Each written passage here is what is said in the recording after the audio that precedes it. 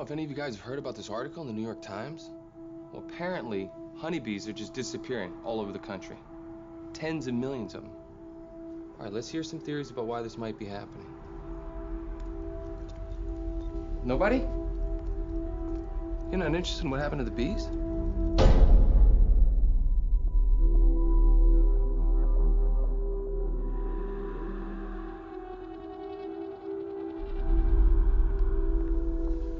Excuse all the teachers? The administration makes us teach with a foot of snow on the ground. What is this? There appears to be an event happening.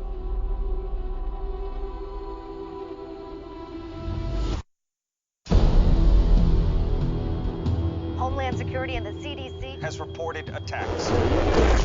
Boston, Philadelphia, Maryland. White House officials claims the CIA has a defense against chemical weapons. I don't understand what you're saying. She says everyone's dead outside. What's going on? We lost contact. With whom? Everyone. The government's testing something there. It went wrong. The affected area now includes California. Authorities are now feeling, by the sheer numbers of attacks, that a terrorist group being responsible is becoming less and less likely.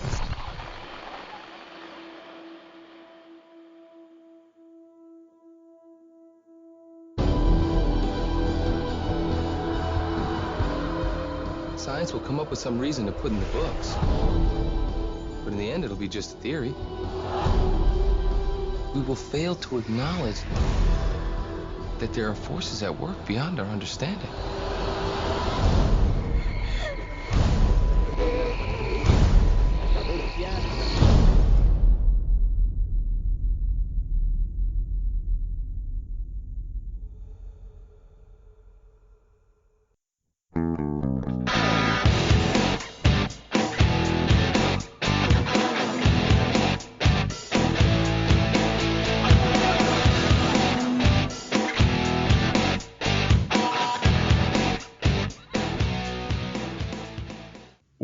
Welcome to They Call This a Movie, testing the strength of friendships one terrible movie at a time. Subscribe to the podcast on iTunes and other podcast services by searching They Call This a Movie. We are part of the Main Damie Network, and to find more from us, check out the website at themaindamie.com or on Twitter, Facebook, and Instagram at The Main Damie. We are also now a proud member of Geek Vibes Nation. You can find them at gvnation.com. Welcome back to They Call This a Movie. This is Anthony Delvecchio, and with me as always is Dan Aquino and Mark Myers. Say hello, gentlemen. Hey, guys. Hello. Has there ever been a movie that you could pinpoint as the low point of a director's run than sort of the one we just watched? I don't know. I think he's got a lot in the running. Yeah. But I'd say he's way more off than on. No, I'm just saying, like, I was talking to coworkers, and we said it's like a steady decline from Sixth Sense, down, and The Happening is like the bottom. I think there's people in the Lady in the Water camp that would disagree. Okay. Yeah. I think after this? That was before. That was 2006. Okay. It's all shit. Yeah. There are many levels of that of the low. Yeah, I would agree. And then it's kind of strange where he has, like you said, the Sixth Sense, Signs, and then like he had that movie Devil, which was, I wonder if it was because it's competent compared to Lady in the Water and the movie we will be talking about tonight, where it's just like, oh, okay, well, that wasn't too bad. But then it's kind of just like you're measuring up to these other failures of movies, and that's why. Yeah, I feel like he didn't direct that. Was that producing? I think he produced it. Okay, so that I just remember seeing his name on the marquee. You could be right though. I don't remember. That was that time when like it was really hip to have directors quote unquote present movies. Mm-hmm. Like Eli Roth's Hostel, I think, was presented by Quentin Tarantino, which meant absolutely nothing. It was just something that they could say in the trailer. Yeah. Did he hand the film off to the guy in the projector? Probably. Is that what presented mean? Yeah. Here you go. Put that on the reel. He was on set for a grand total of 10 minutes. Yeah. And then he got to put his name on there. He said either action or rap. Yeah, so Devil was not directed by him, but the story by credit he gets. Okay. But before we get into this week's movie, we know that Mark did not watch a movie this week. Nope. And so we're going to go right to Dan. Dan, what did you watch this week? All right, so I'll keep it brief because I watched a ton of movies, but just a few notable ones. I watched The Bone Collector for the first time with Denzel and Angelina Jolie, and I think Ed O'Neill is in it. Yeah, Ed O'Neill, very good cast. I can't believe it took me this long to watch it. It was so good, and it's a movie where Denzel never leaves the room. He's stuck in a bed, and it's so good. Easiest movie he's ever had to do. Just collect the paycheck. Angelina Jolie was really good in it. And I kind of had to eat my words because prior to watching that, Jen and I were sitting down and I was like, like Denzel's awesome, obviously. I was like, I'm not really a big Angelina Jolie fan. And Jen was surprised. Well, really? I think she's great. I'm like, yeah, not so much for me. But she was really good in this movie, so I kind of had to eat crow there. I watched that, and then that led me into a little bit of a Angelina Jolie kick where I watched Mr. and Mrs. Smith, which not very good, but two beautiful people are in it, so I enjoyed it for the most part. I watched that. I watched The Leviathan with Peter Wellers and Daniel Stern. Whenever I see Daniel Stern in a movie, I'm like, oh yeah, he's done more things than Home Alone movies. Yeah, like Chud. Chud, yeah. We watched that at your parents' house. Yeah. Forever I just thought that was a Simpsons gag. Nope. So Home Alone is really a Chud reunion between him and the dad. And that's right. I forgot he's also in it. That's the most important thing to take away from Home Alone. What like a weird collaboration, right? It's like, hey, remember when we were in that movie Chud? And we don't talk about Chud anymore. I watched that. I watched Raya and the Last Dragon. It just became available on Disney Plus, and it was fine. I don't really see what all the hubbub was about it. I wonder if it's just because it's Disney stans. Mm-hmm. Was there hubbub? It scored very well, and I saw a lot of people tweeting about it, and that's kind of why I got into it. I didn't really understand. It has a decent message, but I don't know. I wasn't really blown away by it. It wasn't one of their stronger movies, I think. Okay. Is that it? Again, so many, but I think I'm just going to leave it at those. Okay. Yeah, so I watched a bunch of movies too. So preface this by saying we've taken quite a bit of time between this episode and the last episode we recorded because Mark can't handle going maskless anymore, so he got sick. Yeah. But before that, I watched a couple of Joe Bob's Briggs The Last Drive-Ins, watched Spookies, which has very much, they call this a movie potential, as does the other one I watched, Sledgehammer. Also watched Plan B, which is a Hulu movie. It was good. It's like a road movie where a girl thinks she might have gotten pregnant from a party the night before, so her and her best friend go take a road trip to go get the Plan B pill because they're like in North Dakota or something like that, so they'd have like no nearby Planned Parenthoods around. So it's oddly, there's a movie that's almost identical to the idea called Unpregnant that came out like 6 months prior, but she has to drive really far to go to Planned Parenthood to get an abortion. So it's weird that both of those movies came out relatively close to each other. It's not bad.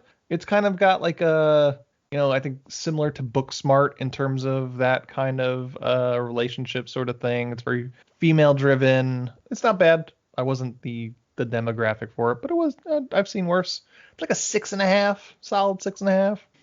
I also watched Raya and the Last Dragon. I think I liked it a little bit more than Dan, but I mean, it was like a 7. It was cute. I enjoyed it. You mentioned that you didn't think the CGI looked great. I didn't think it was bad at all. So yeah, I thought it looked more like a Disney Channel movie and not something that you would see in theaters. But I didn't hate it. Like you gave it a 7, I'd probably give it like a 6.5. Then I watched Mitchell's versus the Machines, which you had talked about earlier. I like that. Probably a little bit better than I liked the Raya and the Last Dragon. That was fun to watch. And then I watched something that was not fun at all. It was Bo Burnham Inside. It's super depressing, I heard. So this is hardly a comedy special. It's kind of like, you have to kind of separate it because it's almost like a performance art piece, really. I'm pretty sure he's playing a character, but he's playing that character really well. Is this more of like a cry for help? There are points I was watching this thinking to myself, am I watching a Suicide Note? Oh, God. It was interesting. It was really well done if you're not looking at it from a comedy special standpoint. If you're watching this as a pseudo documentary or a performance art piece, it's really interesting. Like the camera work is pretty incredible for a guy who's literally just in his house by himself doing everything. The cinematography is pretty excellent for that idea. If that's his house though, it's a shitty fucking house, which blows my mind. Where does he say where it takes place in like what state? It's probably the Valley in California. Okay. But it's kind of a piece of shit. I don't know if that's his house, but man, maybe that's why he's so sad. Maybe.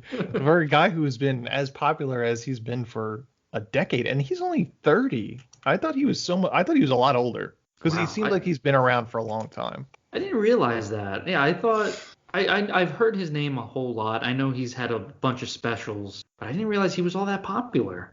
Yeah. I mean, he directed 8th Grade, so he's like also a director. Yeah.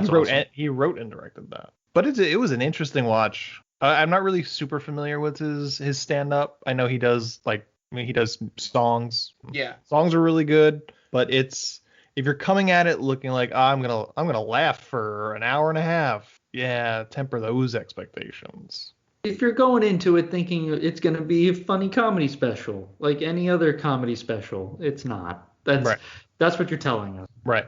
That's a problem, no? I listen. I guess you need those kinds of specials as well, right? Because it can't always be just straight up stand up, you know? Yeah, it's very experimental. Like he plays with like the medium a lot. Like all of a sudden he's like there are parts where he's pretending he's like doing a reaction video of like the last song he just played, and then it repeats itself, and then there's a point where he's acting like he's a Twitch streamer.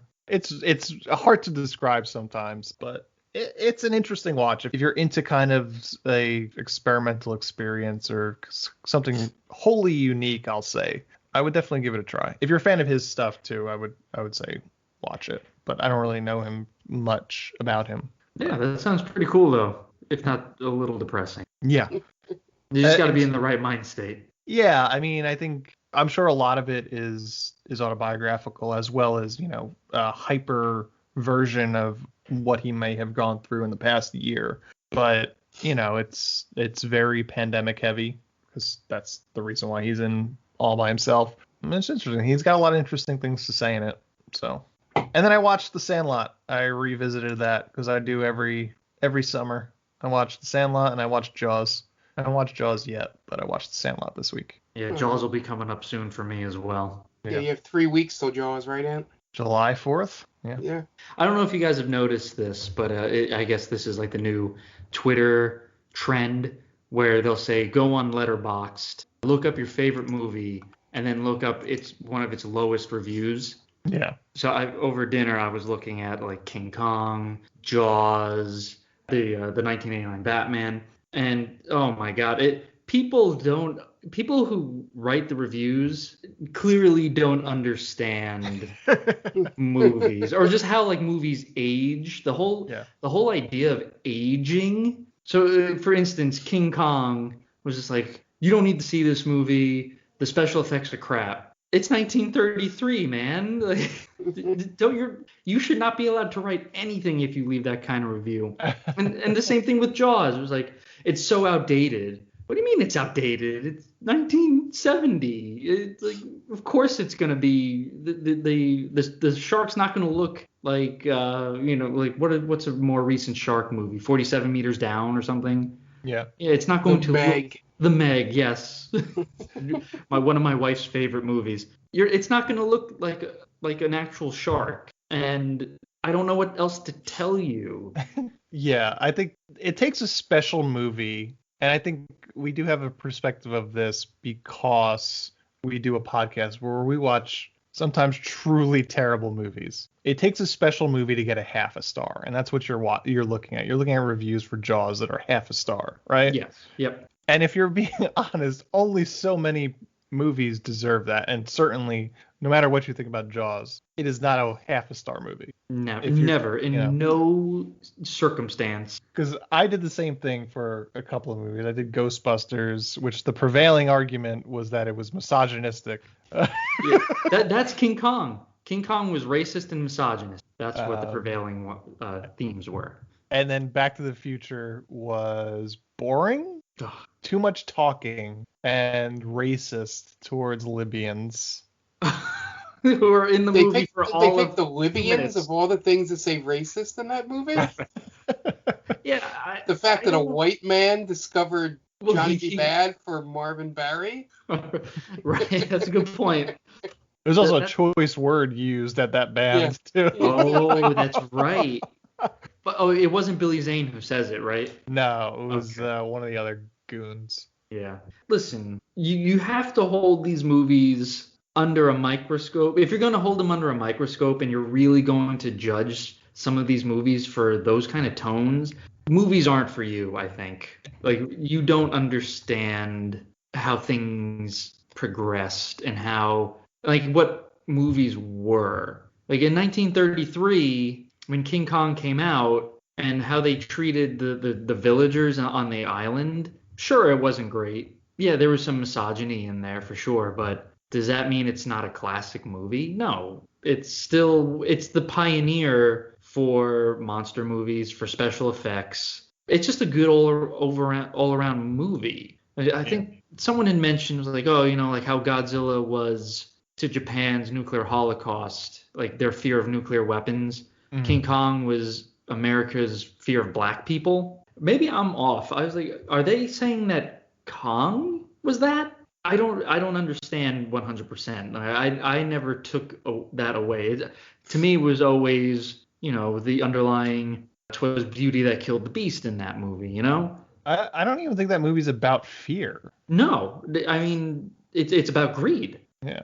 It's doing whatever the Carl Denham could do to become rich and famous, and that was pretty much taking this animal off of its natural land, right? And like interfering with that. So that's how I kind of took it. And again, the whole point as I was going through these Letterboxd reviews, I was like, man, a lot of people, I feel like, really miss the point of these movies. And it kind of scares me for the future. Because if you're giving Jaws or Ghostbusters or King Kong or Back to the Future half-star reviews, I don't think there's any movie out there that you like you're really going to love. You know what I mean? Yeah. It makes no sense. And then I kind of want to see what they do love. Yeah, that's usually the next step, is to look and see what they actually rate high. I think that's all we got to talk about, or what we watched this week. So we are going to take a quick break and listen to some ads, and we'll be right back. And welcome back. Now it's time to get into this week's movie. And this week, Mark picked it. Yes. So, Mark, why don't you introduce what you did? Yes, so I picked The Happening, M. Night Shyamalan classic. So my main reason for picking this, I had down to 2 movies, but this was the only one of the 5 Shyamalan movies I knew. I had forgotten about Lady in the Water that I hadn't seen. Like, I had seen Sixth Sense, Signs, The Village, Unbreakable, and I hadn't seen The Happening, but I'd heard everybody like make references and make fun of it. So I thought it would be a good thing for this podcast, and I was right for reasons that I was not expecting going in. There are things that happen in this movie that I found more funny just watching it now rather than when it came out. So I was entertained by that. Overall, it's, like we said earlier, it's down with a pile of other shit that he made. So it's not a great movie. 10, 20 minutes of it, after the cold open, I got some entertainment I was not expecting. So. Okay. So this is your first time watching it? Yes. What did you expect? Well, I knew the twist because that's the joke everyone makes. It's not really much of a twist, though, isn't it? It's just a not a twist, but resolution. Meaning, but I get in terms of M. Night Shyamalan world, everything has to be a twist. Yeah, and essentially, what I was expecting it to be would be a little more of a like that they didn't figure it out so quickly, that it was just something that would be that stupid Shyamalan thing where it's like in the last 10 minutes of the movie, like Mark Wahlberg just looks up and goes, it's the plants, or, you know, something like that. And that was it. But them figuring out so early made it a whole different movie than I thought. And it was also funny that for those people that watch this movie that do not live in or around the state of Pennsylvania, realize that there is a whole lot of nothing between the two major cities in that state, and they made a good use of that and felt very realistic for towns and stuff that I've driven through up and back from college. So that was a lot of fun. You could really tell it was a guy from that area that knew how vast nothingness is in that part of the state. Okay. Dan, what about you? Where are you coming from with The Happening? So I've seen this movie one other time, and you know, I wasn't really dreading watching this movie because it's really silly, just in terms of how bad it is. I keep waiting for some brave soul, and maybe it's happened and I haven't seen it, but I keep waiting for some brave soul to drop that hot take like, you know, The Happening is really an misunderstood masterpiece. And then for that discussion to come in where he or she emboldens others to be like, yeah, you know, that movie's awesome. Because people have terrible takes on Twitter and all that. And I'm waiting for this movie to enter that chat, right? Because you have, like, what's a big one? Like the Amazing Spider-Man movies, right? Where, like, you know, Andrew Garfield, we love him as Peter Parker, and those movies are masterpieces. And it's like, well, no, it's bad for a reason. And this movie is bad for a reason. I'm surprised everyone involved with this movie was able to shake off the stink of it, you know? Sure. And yeah, this is the type of film that literally should have ruined some careers. It's poorly acted, poorly written, sometimes poorly shot. And I agree with you, Mark, where not only do they figure out what's going on pretty quickly, the resolution is brought on by like a throwaway character. It's not Wahlberg or Zoe Deschanel who figures out that it's, you know, it's the trees. It's hot dog guy. And I think, first of all, obviously everyone out there knows about the twist with the plants and the trees talking and doing this. And I found myself wishing that it would have been anything else that was doing, you know, like maybe like a meteor passes over and it just like fucks with people's minds, or it's the government doing it. And I think someone mentions, like, oh, could it be governmental or could it be like a terrorist attack? Yeah. I wish he had gone with that idea because it would have made way more sense. And the beginning is it's kind of harrowing when you see bodies flying off of construction sites and then it's like the bodies twitching on the ground. Like, it's kind of freaky. And then it just takes everything away when you find out why. It's like, oh man, that is so anticlimactic. Yeah, that cold open before you sort of discover it is probably the best part of this. Yeah, it's pretty wild, right? Because they're walking in Central Park and you hear the screams and it kind of sets you up. Like, oh shit, like something big is coming this way. And then, you know, you see I think the cop shoots himself, the cabbie shoots himself, and then the bodies start flying off of the construction site, the building. And yeah, that's pretty, you know, if you've worked in a major city and, you know, there's scaffolding or whatever, I could imagine seeing that, and it would probably ruin my day, I'd say. And I'm sure it would ruin the people who fell. It would ruin their day as well. But yeah, and it's cool. And then the movie loses me in the next scene where you see Mark Wahlberg as a science teacher. Yeah. You know, that's not true. Come on, movie. Can we talk about how the way he acts as the science teacher for some reason feels very much like where Andy Samberg got that character from? Yeah. For Mark Wahlberg. Sure. His delivery in that entire scene is basically that character. Does anyone have any suggestions? Come on, guys. Someone's got to have something. You got to love science. Yeah. Doesn't anyone care about the bees? I'll start off. I have seen this movie once before, And yeah, everything that Dan said. This isn't the worst movie we've ever covered, but it might be the stupidest movie we've ever covered. Yeah. And we covered Love on a Leash. This movie is dumb. I don't get it. The whole scene with him acting as a science teacher, it feels like the gym teacher is filling in for somebody on maternity leave. Oh, that's good. Because Mark Wahlberg, he seems so uncomfortable pretending to know that he knows science. You know, this whole movie is people staring at trees. I don't really know what to say. He says we have to just keep ahead of the wind, and then there's a scene where people are trying to outrun wind. Yeah, and as a science teacher, you should know that's impossible. It's just ridiculous. And then I think one of the problems with it, there's a lot of problems with this movie.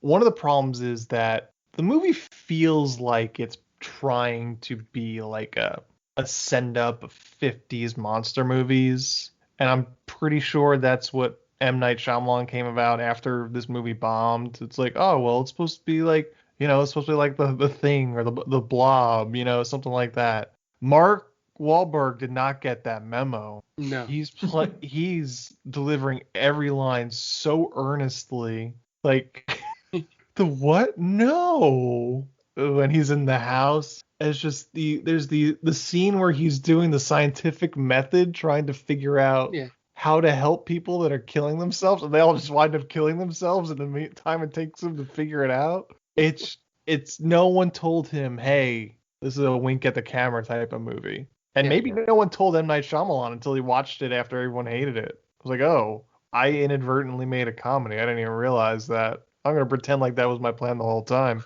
Yeah. The most comfortable Mark Wahlberg seemed in this movie is when he was shitting on that kid. Yeah. Oh, definitely.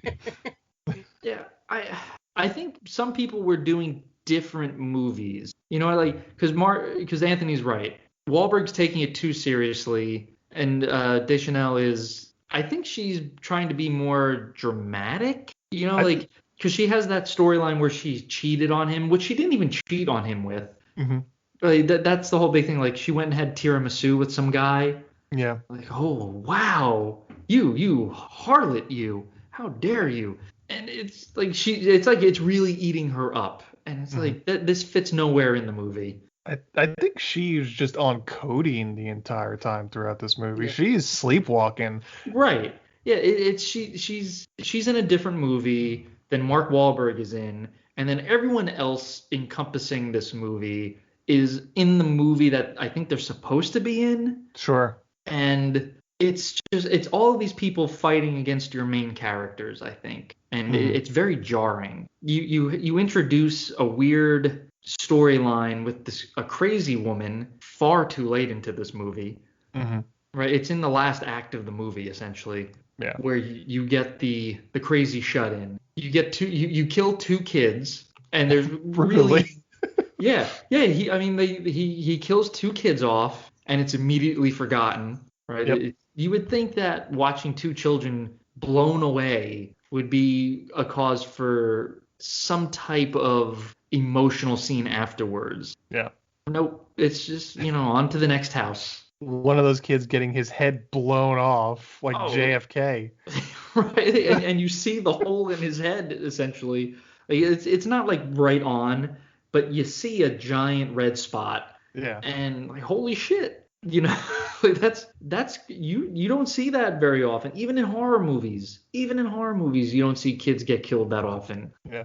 You got to let that scene breathe. Mm-hmm. And it's just on to the next scene. Yeah. It's like he wanted to make The Mist. That's pretty good. Yeah. And he's like, well, what if we do it where you don't see the mist? And then you don't tell your actors that, I don't know what you don't tell your actors on the set of The Mist to make this movie. and like everyone always jokes about that one Wahlberg scene where he's talking to the rubber tree plant.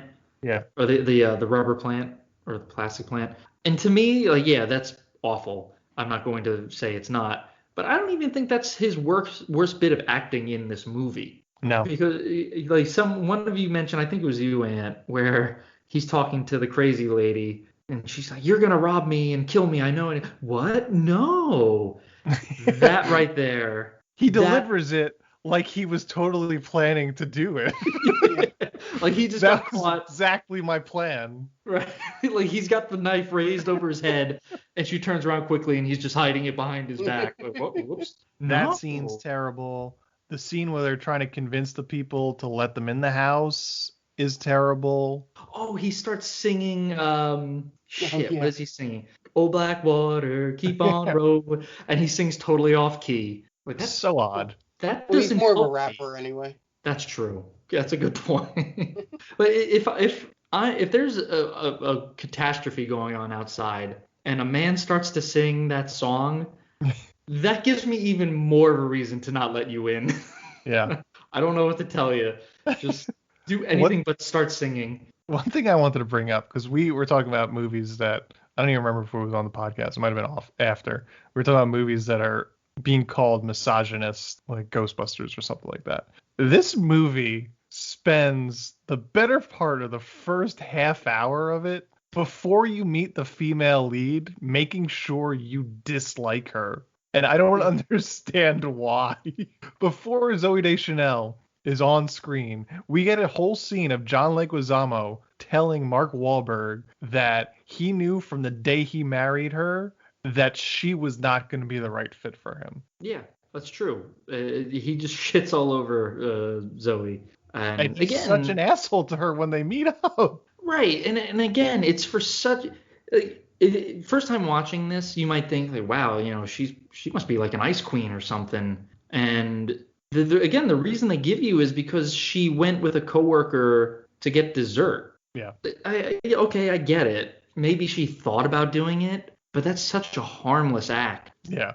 Right? Is it worth John Leguizamo's ire? Hardly. And she's not that bad of a person in this movie. She's even texting this guy, you know, like, you can't call me. What we did was a mistake. Mm-hmm. So she's not leading this on. So again, I agree with you, and there's really no reason to hate her. Yeah, and it's like he doesn't even know that little fact about her.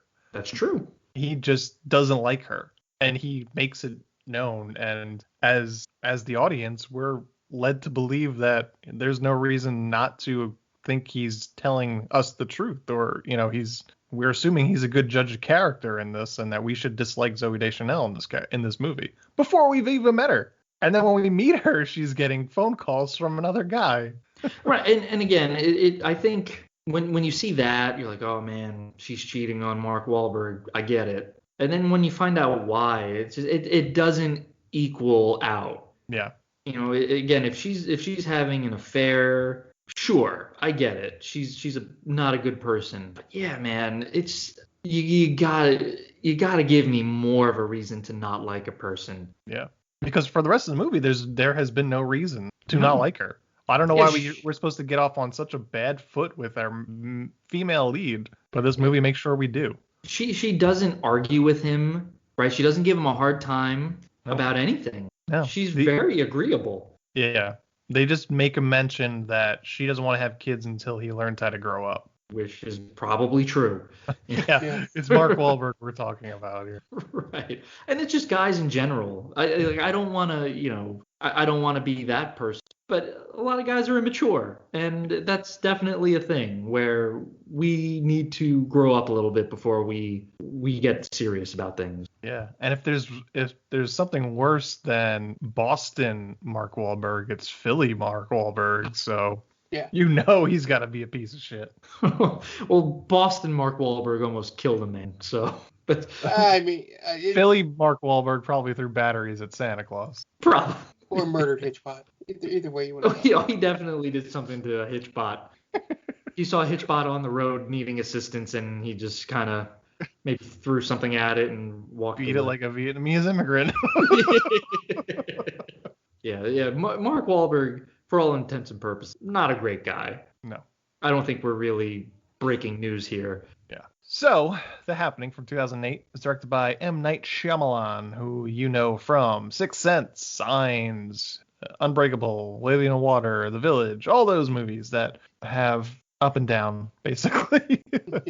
diminishing returns, we'll say. How great would it be if this podcast was the one that got Wahlberg removed from the spotlight? Like just some random guys listening, like, wait a minute, Mark Wahlberg beat up an immigrant, almost killed him? Just starts trending. Stars Mark Wahlberg, Zooey Deschanel, John Leguizamo, Ashlyn Sanchez, Betty Buckley, Spencer Breslin, and Robert Bailey Jr. Has an IMDb score of 5.0 and a Rotten Tomatoes score of 17%. Budget, $48 million. Box office, $64 million domestic. But if you compare it to Signs, Signs made $227 million domestic. The Village made $114. So not quite where Shyamalan is used to pulling. Yeah, I think the most arrogant credit in that whole thing is that Shyamalan credits himself as the guy on the phone that Deschanel's cheating with. Yeah, that's his cameo as the voice of Joey. Oh, yeah. A dick, like we care. Right. I didn't know that. I honestly didn't know that, and now that I do, it makes I couldn't care less. Yeah. that added nothing. Yeah. You guys want to get into the plot? Yeah. Good. Dan, what do you got? Okay, just gonna give a quick shout out to the Top 10 with Tia. That is a podcast that we all love on this podcast. It's our good friend Tia and her friend Brittany discussing top 10 lists, a weekly podcast, and you could follow her on Twitter at TC_Stark, and you could check out some of her work on Geek Vibes Nation. Okay, great. And we are going to take a quick break, and you guys are going to listen to some messages from friends of the podcast, and we will be right back. Hey, this is Ken M. Padawan J. Coach Duffy. From the Ocho Duro Parlay Hour podcast. Every week, the ODPH is talking sports, movies, TV, comics, and more. It's always a parlay of topics on each episode. You can find the ODPH on Apple Podcasts, Google Podcasts, iHeartRadio, Spotify, Stitcher, Podbean, and wherever you find great podcasts, such as the one you're listening to right now. Don't forget to check out OchoDuroParlayHour.com, where you can find the links to all of the ODPH social media accounts, links to the bands whose music you hear each week on the show, hashtag 607 podcast info, and parlay points, our companion blog section of the show. Thanks for listening to the ODPH. Now get back to your regularly scheduled podcast. Welcome, travelers. Seems like you're looking for a story. Well, I got one for you. It involves adventure, friendship, and all sorts of... Earl, why don't you tell him about that time I stole that big-ass melon? Yeah, I was going for more... Or you could tell him about the time I kicked her ass, Earl. I wouldn't ever tell him. Do I need to get my ref gear on? Okay, everyone, shut up. Now come with me as I tell you a story from afar. Hey everybody, my name's David. I'm the DM for From Afar Podcast. A From Afar Podcast is all about four friends separated by distance, but brought together by adventure. Hope you all stop by and give us a listen. Thanks. And welcome back, and now it's time to get into the plot for The Happening. We open on clouds. Lots and lots of clouds, which is the perfect way for this nonsense movie to open up, because we're about to stare at a lot of things that do nothing of interest. We cut to Central Park on a usual warm weather day. Two women sit on a park bench as one notices that people are all around them are having stopped moving. She mentions that some people look like they're clawing at themselves. Her friend then takes a hairpin out of her hair and stabs herself in the neck. 3 blocks away, some construction workers are making jokes on company time. Must be a union. And then a guy comes falling off the building. As they call for an ambulance, another guy jumps, then a third, a fourth, a fifth, then just a bunch more people, some of which I don't even think were real workers. Then we cut to Philadelphia High School, where Mark Wahlberg pretends that he's a science teacher. I love that M. Night Shyamalan, despite being a famous Philadelphia director, could not get an actual Philadelphia high school name to go along with this movie. Just Philadelphia High School. He's talking to his students about the lowering bee population, then calls out the dumb pretty kid because he doesn't have an answer to why the bee population is shrinking. And then the kid gives the right answer about it being a complete mystery, because that's how M. Night Shyamalan's going to eventually write himself out of concluding this film. Vice principal then comes in and pulls Wahlberg out of the classroom. As they walk down the hall, he notices that all the teachers have been called into the auditorium. Then Cameron from Ferris Bueller's Day Off makes the announcement that there's been a terrorist attack on Central Park, some sort of bioterrorism event, and they dismiss the school for the day. At times, it feels like Shyamalan just gets people because people know their face. Like, there's no reason to have that actor do that scene. You could have gotten, like, anybody. Or how about Dante from Clerks playing the guy in the Jeep? Exactly. Like, like, did they do it for scale? Like, I doubt it. Like, that's probably what it is. Probably scale day rate. Yeah, something. Yeah, I guess. But it was just that first thing I thought when he showed up. It was like what's that phone call like? Just, hey man, are you free on this day? Mm-hmm. You know. Yeah.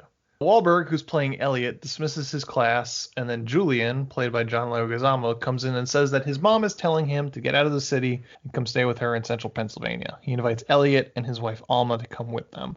Wahlberg talks to his wife Alma on the phone and tells her they were offered a place to stay and that they should go take them up on the offer. Then he meets back up with Julian, and Elliot tells Julian that Alma has been acting weird. Then Julian tells Elliot that he knew his wife was going to divorce him the day they got married. It's a great friend to tell him that. Yeah. At home, Alma is watching the news, and she keeps getting calls from someone named Joey, which she doesn't answer. Elliot comes home and she tells him that they've evacuated New York City. The report says that there's a neurotoxin that is blocking neurotransmitters that prevent people from killing themselves. So basically, we're microscopic level away from killing ourselves all the time, apparently.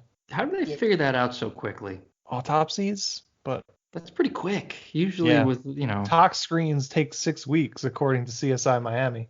Right, unless you bribe the guy, right? You give him some cigarettes. Is that what they do? Yes, these are jail scientists. Did I say 6 weeks? I meant 6 minutes.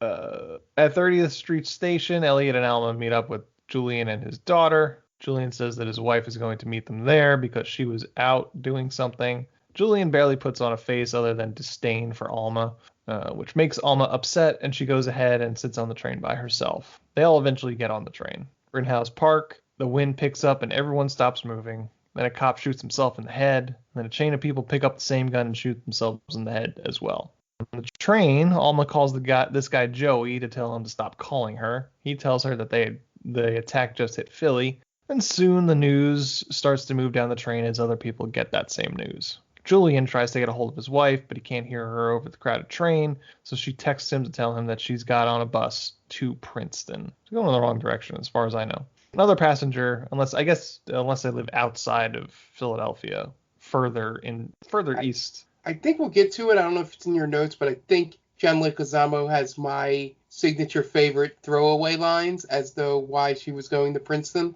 later in the movie. Yeah, he sort of goes, well, he's going to go get her a birthday gift. Yeah. The kid, and that's it. Another passenger mentions that the report says that they think the attack started in Rittenhouse Square Park. The train eventually stops in the middle of nowhere, Filbert, Pennsylvania to be specific, which in reality is a 6-road town west of Pittsburgh, and no train stops there. The conductors all congregate talking to each other, and Mark Wahlberg says, "Not on my watch," so he goes to figure out what is going on. They tell him that they've lost radio contact with everyone.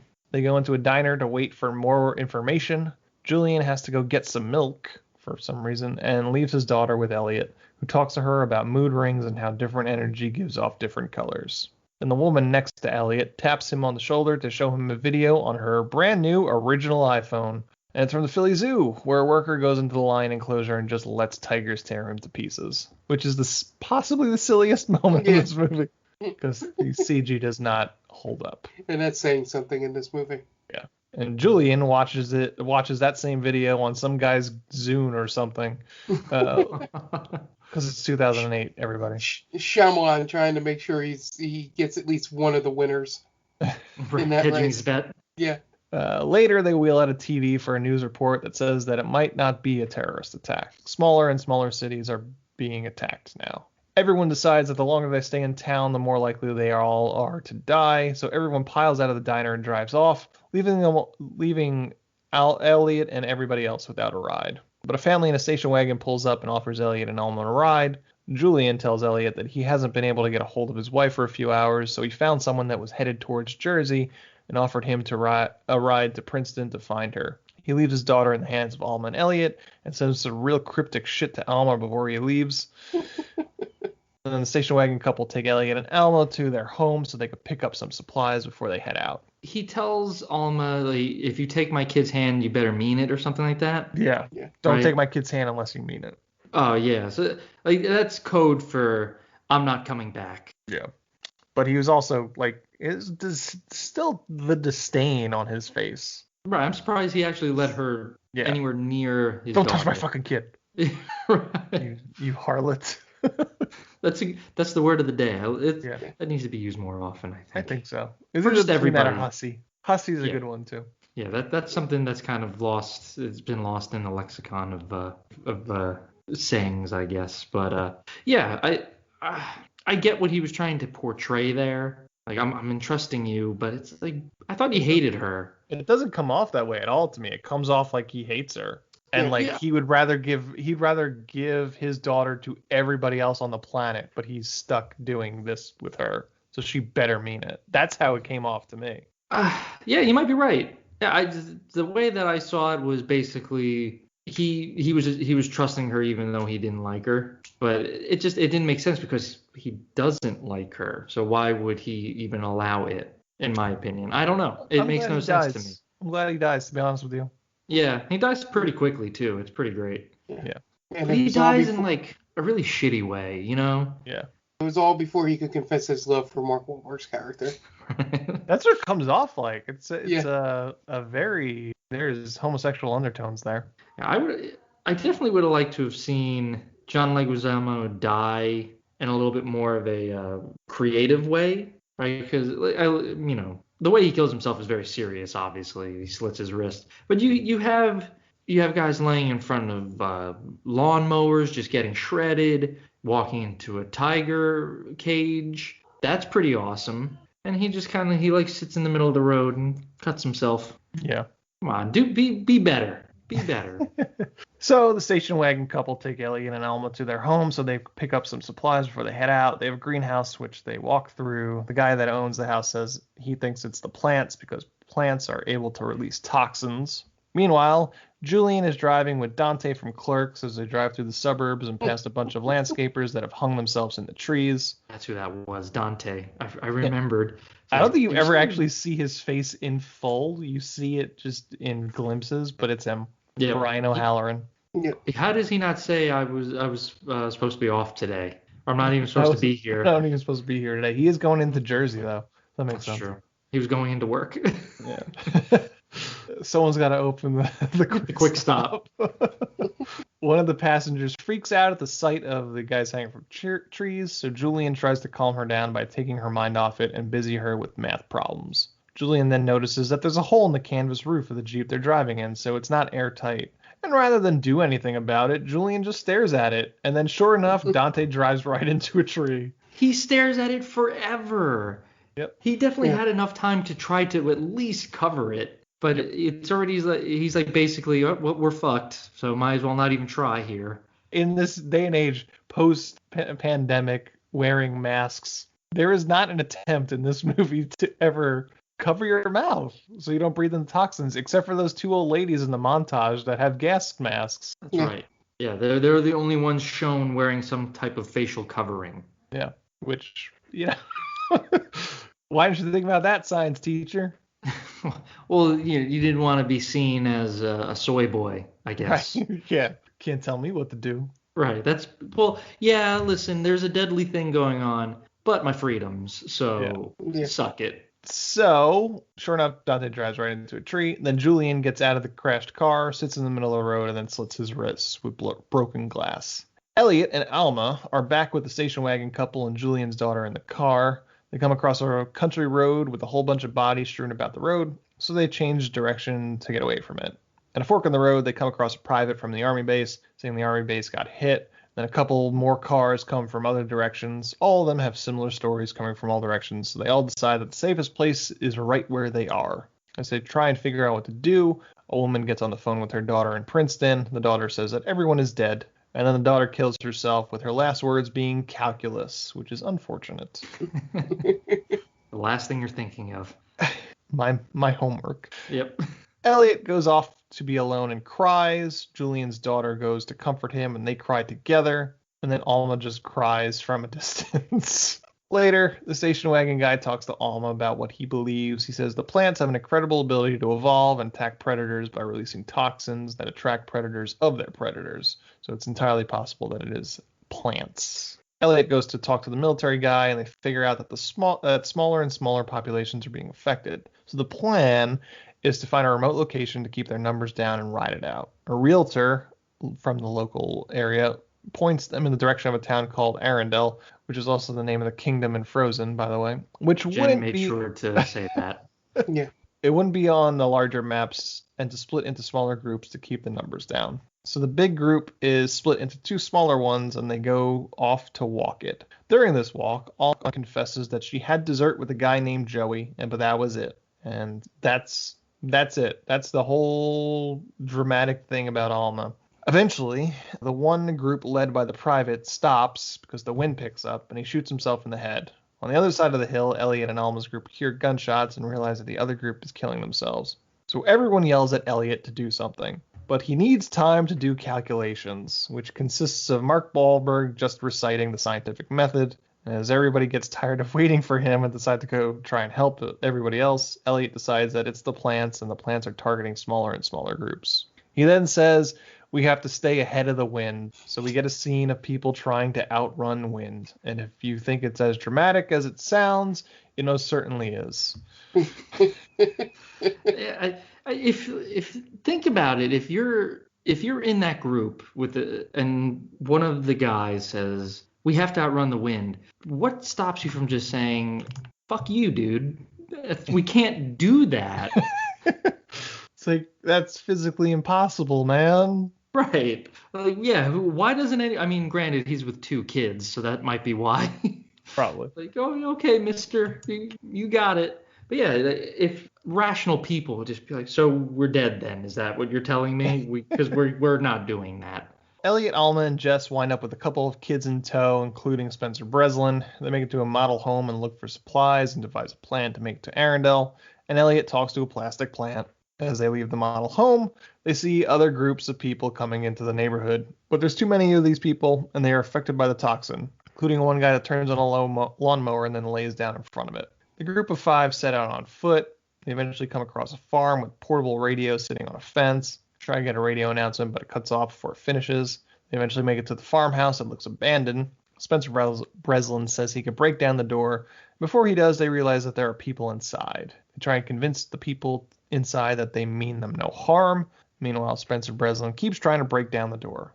Then, people inside shoot him in the chest with a rifle and then the black kid in the head. And then Jess runs off. Alma and Elliot chase after them. Yeah, those kids get brutalized. Oh, yeah. It's pretty bad. It's slow motion, too. Yeah. Even with Mark Wahlberg, no. Yep. Yeah, it's very harrowing. And then they just kind of like, that's it. Yep. Was that him practicing what he would have done on the airplanes on 9/11? Right. No, because it happens there. And he was there. Right. Not on his watch, bro. It wouldn't have gone down like that. But it did go down like that. We then get a montage of people watching the news across the country, reacting in a very familiar way to the news, as we learned this year. They come across another house that looks abandoned, so Elliot goes to investigate, finds an old woman sitting on the porch, very protective of her lemon drink, and then she begrudgingly offers them to stay for dinner. Why does she do it? Because she's Christian, right? Does she say that? I thought she gave a reason. I think her thing was like, I guess I gotta ask you to stay for food, huh? Or something like that. Yeah. For some reason, maybe I'm just imagining that, but I thought it was like, yeah, it's like the Christian thing to do. I don't remember. Possible. It sounds like something that would be said. Right.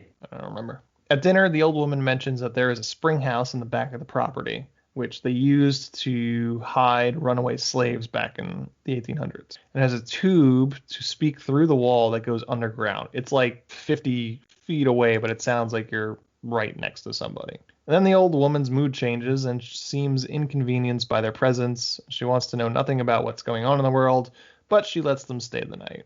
But then she also accuses them of plotting against her to kill her in her sleep. And that's when we get Mark Wahlberg saying, "What? No. I'm totally not going to do that." It's such an unnecessary plot. Yeah. Yeah. You know, and I think this scene is stronger and it plays better if she's super nice instead of being a crazy like hag. Sure. You know, because then you care about her. Mm-hmm. Like, oh, this sweet woman, she's helping Mark Wahlberg, she's helping our heroes out. But no, she's super mean and you think that you're probably safer outside than inside with her. Right. But like nothing comes of it, you know? Yeah. I'm not 100% sure why she's got to be a crazy old lady. Right. Yeah, make her nice. There's no reason. You kind of start off on that foot, like, oh, I'm gonna, I don't want to know what's going on out there, but I'll let you guys stay because it's the neighborly thing to do. But yeah, it's just like, well, I guess you gotta stay. Well, not really. The last house we were at, they literally killed 2 kids, so yeah, you don't have to let us stay. In a better disaster movie, it would be like they wake up in the morning and they're like, "It's not safe in this house anymore. You need to come with us." And she'll be like, "I've lived in this house for 50 years and there's nothing going to take me away from this house. I'm going to die in this house." And surely she does. My husband Henry built this house with his own hands, and I'll be damned if I have to leave Henry behind. And yeah, you're right. And then like they're running away, and the next thing you see is just this lady walk out into the front porch, blow her head off. Yeah. Or however you want to kill her off. That's just holding her wedding photo. Yes, with Henry, and I'm just assuming his name is Henry. It sounds like a nice old name. Yeah. And or she does like the Omen style. It's all for you, Henry. And she just jumps off the roof and hangs herself, I guess. Or she just takes she goes out on her terms, just swallows a whole bunch of pills. Yeah, that's not a bad way to go. But it's up to the plants. The plants tell you how to kill yourself. In the morning, Elliot wakes up to an empty house. He goes looking for everyone and winds up finding a scary-ass doll. And the old lady catches him and accuses him of trying to steal her shit. She tells him they all need to leave, and she storms out of the house. He goes to try and talk some sense into her, but the wind picks up and she stops walking dead in her tracks. Elliot runs back inside. The old lady winds up smashing her head into several windows. Elliot is forced to hide in the bathroom with a towel against the door. He faintly hears Alma's voice and goes to investigate, and he finds the pipe to the spring house and realizes that Alma and Jess are in the spring house. He calls to her through the pipe and tells her to shut the windows and doors, and she says, "Why?" Which might be the most frustrating thing in this entire movie. Yeah. Oh, right. Deadly pandemic. Oh, right. The gas. No. Yeah. That's a good reason to hate her, I guess. It's like, what do you mean, why? What have we been dealing with for the past 24 hours, woman? Yeah, she was just so taken aback by the rustic charm of this house that she just plain forgot about all the death outside. Just hunting for frogs in the spring house. Right, and why did she go outside anyway with the kid? Yeah, I guess at that point they were not expecting it to get to the point where 2 people can cause these toxins to release. But it's not a good move. Yeah. No. Despite the fact that she asks why, they do eventually close the doors and windows. And this is basically what they've come to realize is the last stand of sorts. Someone's probably going to die is what they figured. So they talk to each other through the pipe, talking about the mood ring and how it was the icebreaker in their relationship. And the corniest line ever, "What color was love?" comes out. And neither of them remember. Boo. And then Elliot decides that if he dies, he can't die without Alma, so he steps out of the house in order to make his way to her. And then she does the same with Jess, which I thought you could leave her in the house. Right. Yeah, I'm sure there's plenty of food for her to survive for a little while. Like maybe don't send this girl out to die with you. Right. But also, you didn't have to do it. I mean, it's not going to be windy the entire day. Right? Yeah, I mean, the wind doesn't just constantly blow. Maybe he's just over it. He's like, I'm fucking tired of this. I can't keep running. If it's going to get me, it's going to get me. And I'm going to die with the woman that I've been married to, but we have a strained relationship with. Okay, that makes more sense. 'Cause I'm sitting there, I'm watching it, and you're just like, this is going to be it. This is how it ends. And I'm just like, well, you could just wait for the wind to die down and then reunite, and you'll be okay. Yeah. But I get it. It's just like you don't know how long you're going to be stuck here. You're just tired of it all. I want to kill this kid. I get it. What's the best way to kill off this kid? Because she's become a real that burden. Was his plan.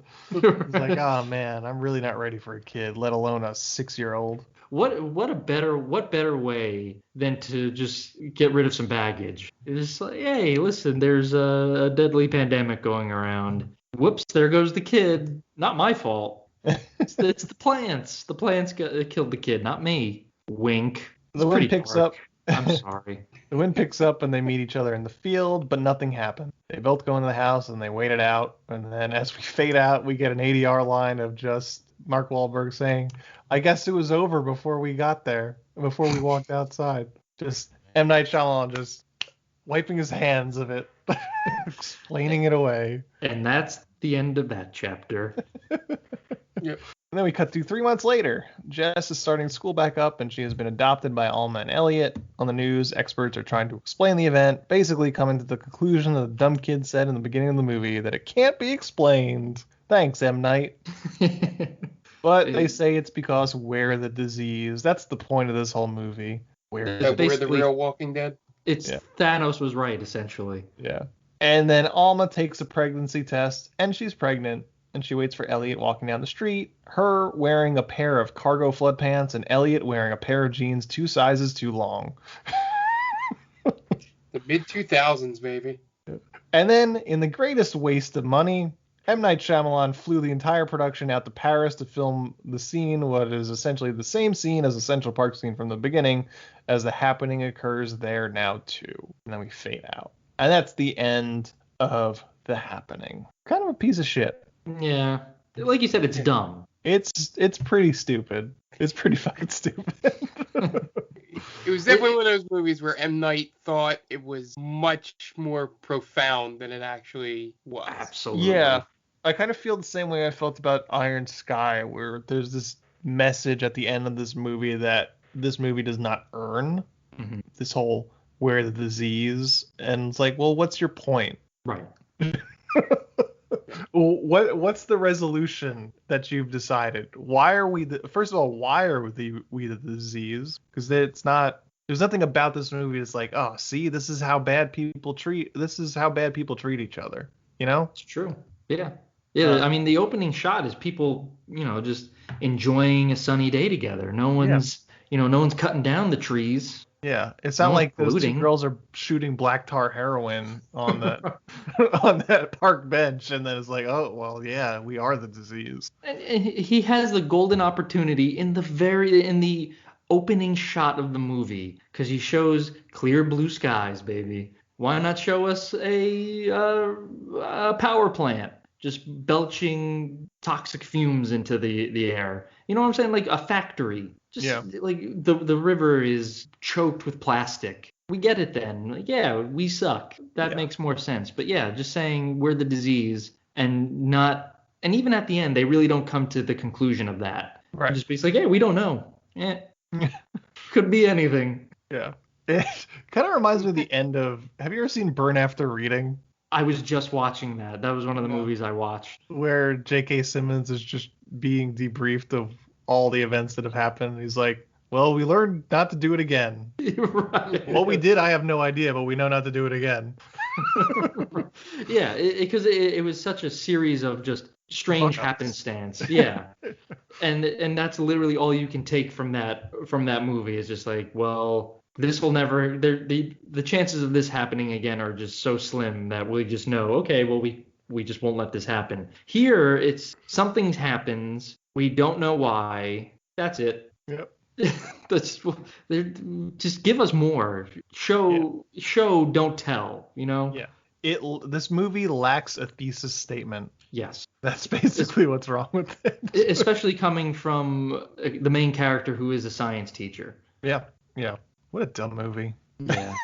and again, I honestly, you see this movie and you think this should have ruined someone's career. Someone should not have bounced back from this. And they kept giving M. Night money. Just do it again. Yeah. I mean, Zooey Deschanel got a sitcom out of it for 6 years. Yeah, she got the best deal out of this. Well, I mean, Wahlberg went on to do other movies, obviously. Yeah. But everyone walked away, like, generally unscathed. Yeah, for the most part. Yeah. I think Hot Dog Guy probably suffered the most. I'm trying to think. I think this movie does improve if you replace the lead actor, with somebody that seems to be, if this movie was truly made as a wink, because Mark Wahlberg is not understanding that. But I think replacing him with somebody that is in on the joke would be a lot better. Yeah, and doing it more, maybe it was too late for him, but keeping it on the more like well-known side, you could have had someone like maybe like a Matthew Broderick, you know, that could have been. I don't like that pick. I gotta be honest with you, Mark. No, don't like it. Nope.